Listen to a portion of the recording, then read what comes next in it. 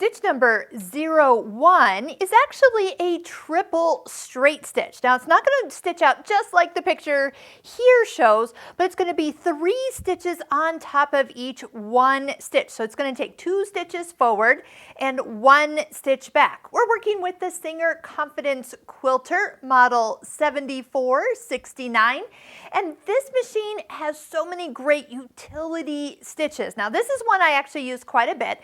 If there's ever a time where I really need to reinforce an area, so instead of sewing it 3 times and it kind of looking a little homemade, I refer and use the triple straight stitch. And there's actually a triple zigzag too, so we'll do that at the end. It's actually stitch number 12 here. So I've actually taken some denim fabric and folded it on the diagonal because I want to show you what it's actually going to do when and after we stitch it on the bias. This is actually considered a stretch stitch. Now I am going to go ahead and lengthen this out while I'm sewing just to show you that we can get a longer version of this stitch.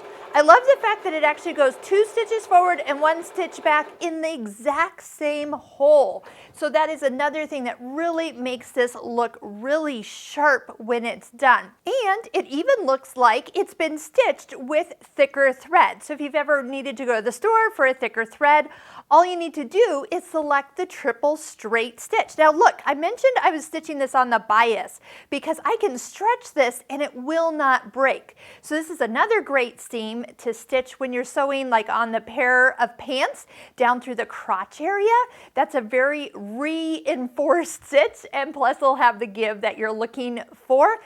If you're looking for top stitching that looks thicker, again, just pick the stitch, no bother running to the store for that thicker thread, and you can even stitch it in variegated thread. So if you're looking for a very specific look or something totally creative, this is a great stitch to use. Let's just zip over to stitch number 1, 2, or 12, and that is going to be the same stitch, but this time with a zigzag feature. Let's just let it stitch out with the width that it is defaulted to, just so you can see what this is going to look like. And it actually, sometimes my students will even say it kind of has a rick-rack look, so it even could be used decoratively. Again, think about spreading it out or even making it wider if you choose to.